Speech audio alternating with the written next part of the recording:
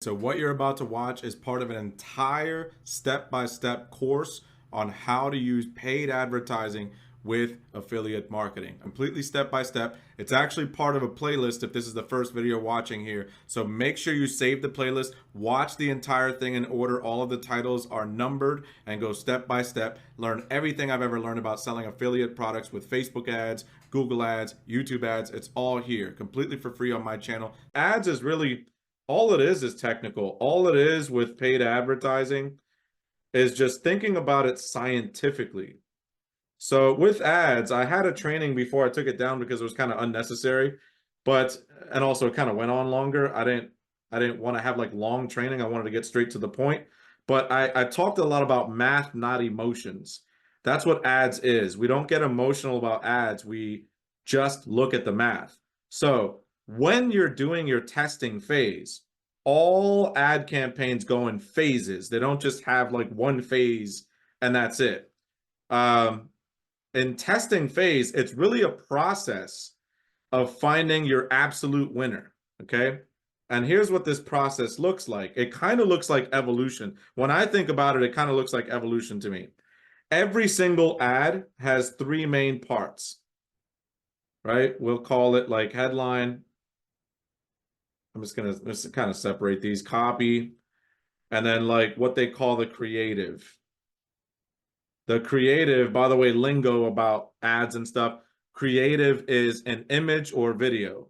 That's what they call the creative. So whether you go with an image for your ad or you go for a video for your ad, either way you call it the creative. So in these nerdy conversations that you have with other affiliate marketers, like, what kind of creative are you using? They're talking about your picture or your video. So generally, this is the parts of a Facebook ad. You have your headline, you have your copy, and you have your creative, okay? So all we really need to do, as far as testing is concerned, is we need to test variations of these things. Like a lot of times, there's like I coach as best as I can, and I've had coaches, and I still have coaches. I always have coaches. I love coaching. I love being coached. I love knowledge. I love learning. So all you're doing with these variations is you're deciding right up front. You're planning. You're planning up front. This is one of the ways that I test. Everyone's a little bit different, but the way that I test is I always start my test campaign with completely different variations on all three ads. I usually start with three ads, right? But as you can see, I have three different ads. These are all ad, ad, ad, ad. And what I'll do is I'll come up with headline number one, copy number one, creative number one. And I'll take a note of that. I'll put it also in my Facebook ad campaign. You'll see how I kind of name it. But I'll have headline number two, headline or copy number two, creative number two, all the way down the line. So each ad is broken into components. Each ad isn't just one big blob thing. It has components to it. It has parts. It's like a car. It has wheels, it has a windshield. In ads, there's only three parts. So there's only three things we ever have to test. Okay. So the reason that I do it this way most of the time, and there's a lot of schools of thought about testing over time. You'll kind of have your own. But the reason I do this is it gives me the widest spectrum to start with. I do three completely different ads from the beginning. That way I cast the widest net. Is all this making sense so far? Anyone stuck, confused, lost? Okay. That way I cast the widest net. I don't know what's going to work as much as you don't know what's going to work, as much as anyone else doesn't know what's going to work. We never know what's going to work. We never, ever, ever, ever know. So sometimes you guys will come to me and say, what do you think of this ad? I don't know, test it. You know? So it sucks, right? We wanted a surefire answer, but that's why we start to put a little budget behind it and start to look at the numbers and track what's going on, because that will tell us the answer that we're looking for. Luckily, we don't have to spend $1 million to test. Okay. Generally, within the first $30, $40, something like that, you can pretty much tell how this test is going to go. Is it going to be a winner? Is it going to be a loser? You can pretty much cut it off at that point if the the other metrics are not looking good, for example, your cost per click is over $1 or anything like that, you can pretty much tell it's not going to get any better. It's not. I've never seen something where it's an ad that's over $1 cost per click. Remember our our metrics that we look at? I've never seen that, and then all of a sudden it gets better, and the next day it's 25 cents. That's not going to happen. It's just going to keep getting worse. Okay. So generally in the first 30, 40 bucks or something like that, spending, testing out an ad, you can see the numbers start to emerge. You might not see a sale yet. You might, sometimes you do, but generally you can see, okay, the rest of my metrics look really good. My click-through rate is really high. Maybe you're getting like 11%. Leave it alone. It looks like it might be a winner. Leave it alone. So all we're doing at this point is we are looking for one ad to rule them all, basically, right? Maybe it's number two. Number two wins, right? And let's say we didn't even get a sale in this first test run, which happens, okay? That's fine. Let's say we didn't even get a sale, but ad number two performed the best out of all the other metrics, the lowest cost per click, the highest click-through rate, CTR, all those things. And with great tracking, you can even see which ad was bringing the most interested people. They never bought, but maybe they were filling out the order form, watching the entire video, going on your affiliate link. Those things matter too. Which ad is actually causing a lot of those movements?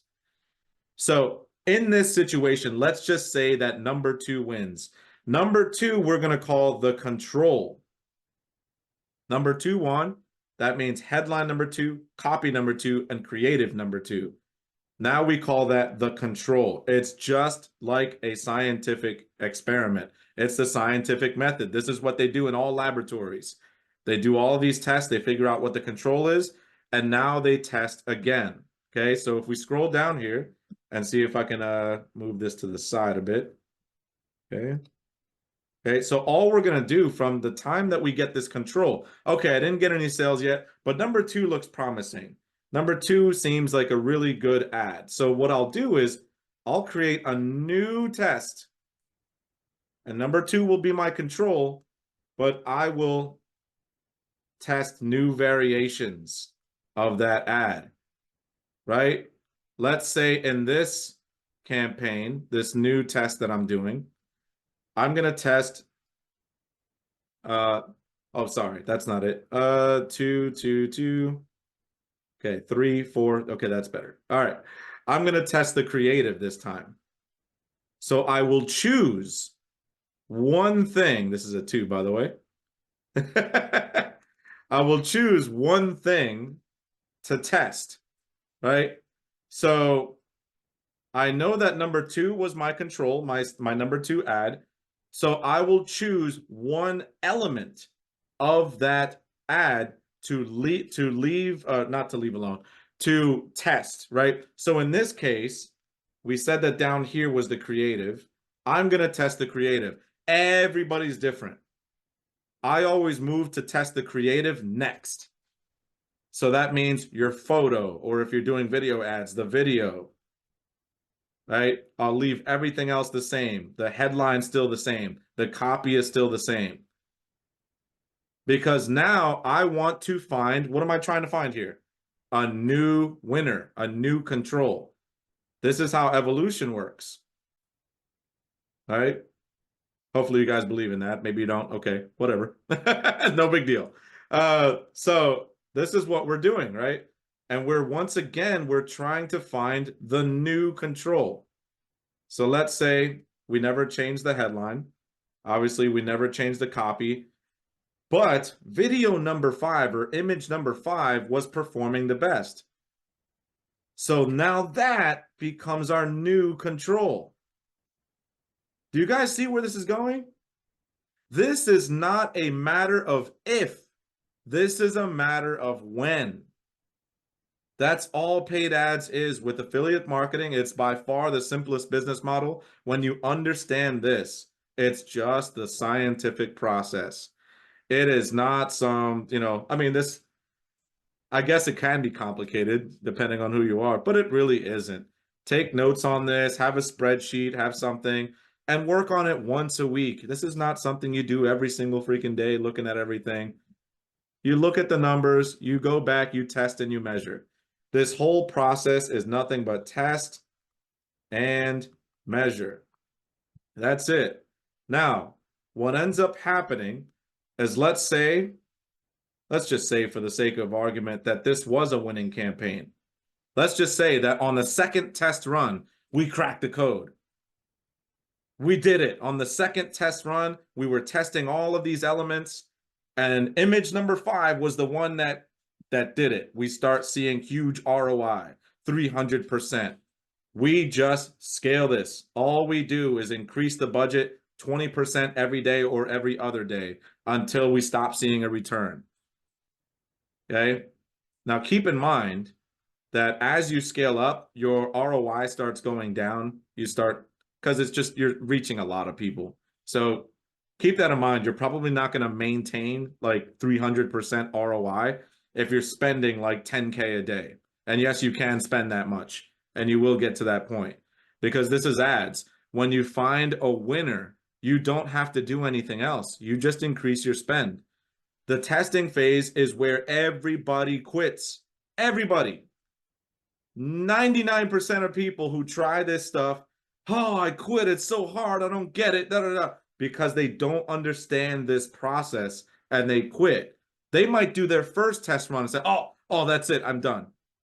It was just your first test run. Were you even tracking? This is why I was so frustrated with my tracking, because I got sales and I didn't know which ad was working. How can I do test run number 2 if I don't know which ad becomes my control now? So it was a wash. Even if I made money, it doesn't matter. I felt like, oh, I wasted my money, wasted my time. I maybe had a winner in there and now I can't do anything. So I was really frustrated not having the proper tracking in place. And that's why I encourage you guys. Sometimes it's like, do I need tracking in the beginning? Well, no, but yes. Hypothetically, in a perfect world, yeah, you can probably just do this without tracking, but you're gonna regret it, because how are you gonna know these things? How are you gonna be able to effectively run this scientific experiment? That's what this is. A lot of times when you guys see, especially ads on the internet, right? Because all the big companies do this. But if you use like Spy Hero or any of the other spy tools where you can spy on affiliate marketers, and you see an ad where they've spent like 500K on that ad, that was not their first ad. Okay, get that out of your head. Not even close. They probably went through so much testing, so much of this process of elimination before they landed on that ad, and it killed it overnight. It was just, yes, let's spend, spend, spend. It's making a ton of money. That's all this is. It's kind of sifting for gold, just trying to figure out, okay, second test run. This is my new control. How about I test the headlines this time? So I will create a new set of variations, same everything else, same copy, same creative. I will now test the headlines. And you just keep going down the list like that. That's it. You just keep going down the list. What do I test next? What do I test next? That makes it so much simpler and demystifies this whole, oh, how do I know if it's working? It's just testing. That's all it is. You'll be fine. So, all right. And really, this is just mindset. I know it's old and hokey and everybody hates hearing the mindset thing, but really it is. It's just not freaking out and understanding that it's a process and I'm just looking for a winner. Once I find a winner, my life changes. And you do this over and over and over and over again, you know, throughout your career. I mean, this is all it is. Go ahead, Kim. Are you testing the same amount of time between each of these controls? So You you're don't doing like need 2 weeks? it doesn't really matter. You don't Varies. need to. Yeah. It's not super important. I mean, I've taken breaks, and I'm taking a break right now from one of my campaigns because I didn't have testing. So I pretty much have to start all over again. But people have taken breaks. People have taken a while, but they have their control. They have the one that when they know they go back to it, it's like, okay, here's my control. Here's my 3 other variations. I'm back to testing again. Now, Any other questions before I move on to the next thing?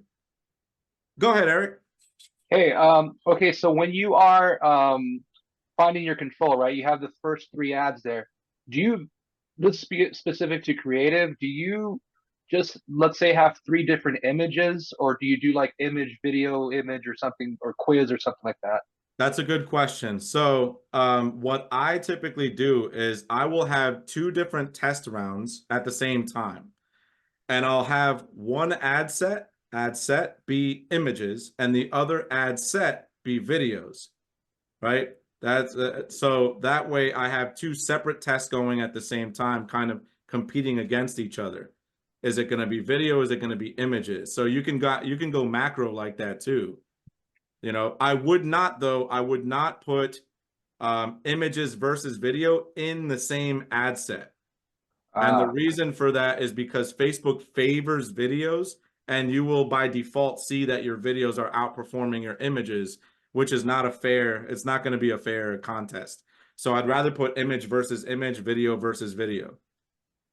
okay. And then in the ad sets though, so like, so that's ad set ad. So you have like, you would have two different ad sets, and then three ads image, three ads video. Okay, cool. Yes, Okay, exactly, exactly. got it. Everything else Okay. being generally the same on the first run. Well, not everything else being, but you get what I'm saying. See this first Mhm. image here. I do this complete different variation thing, and they don't have to be wildly different. What I do is I go into ChatGPT and just have it rewrite. Just give me two more variations of this same thing that I have, and that's it. As long, you know, it's a variation. It's slight differences. We don't need to, you know, do anything crazy. But yeah, so that's it. We're just looking for that control, and it is possible, but not likely, that the first ad run you have a winner. That is possible, but I don't want to fill anybody's heads with like, oh, if I don't pick it the first time. I instead want to give you hope and show you it will happen. It's just a process of elimination. That's all it is. If you have a smaller budget, take your time. No one says you have to like spend $1 million in scale tomorrow. This is the process. So you have like your side business, your affiliate marketing thing, whatever budget you have for it on the side. Just keep record of what you're doing. You know, have proper tracking in place, have a spreadsheet, have something where you know how your tests are going, and you start planning for your next test and your next round, and you start doing that kind of thing. Um, so in the beginning, if you're not getting sales, I think I mentioned this before, but if you're not getting sales, then um, you're basically testing the other metrics. Now, that being said, um, if you're not, depending on what's going on, right, you will know what to test next. For example, my first test run, all the metrics were really good. I'm just making this up. I'm not saying, you know, firsthand experience. All my metrics were pretty good except for click-through rate. Let's just say click-through rate was kind of low on all the first ads that I ran. But I will choose a winner. I'll choose a control. You always have to. This one did perform the best, even though click-through rate wasn't so great. That would tell me that probably, especially if click-through rate all is also low, which is click-through rate all is if someone's scrolling, do they stop on your ad? Does it stop the scroll? So they click to read more. They start reading your copy. That's click-through rate all. That's the difference. I was asked that the other day. Um, so if they're not doing that, if that's low, click-through rate is low, click-through rate all is low, that tells me that the creative itself is not capturing the eye. It's not getting people to stop. So that tells me my next test run is going to be fixing the creative or testing the creative and seeing which ones, if I can improve that click-through rate, I'll move on to the next metric and keep on improving, improving, improving. That's all I'm doing. Right? If it's maybe they're getting all the way to the sales page, or, you know, I'm doing great, all the other metrics good, I'm not getting sales. Maybe that's it. All the other numbers look good, no sales. Maybe I test new copy. Maybe I'm not inspiring enough an emotion. I'm not doing something. I'm not creating enough desire. I will try new test copy with everything else being the same. So you always dictate what your next test is going to be based on the results of the previous test. I hope that makes sense. All right, cool. That's really, really easy. All right, so let me get to the next step here. And I mentioned that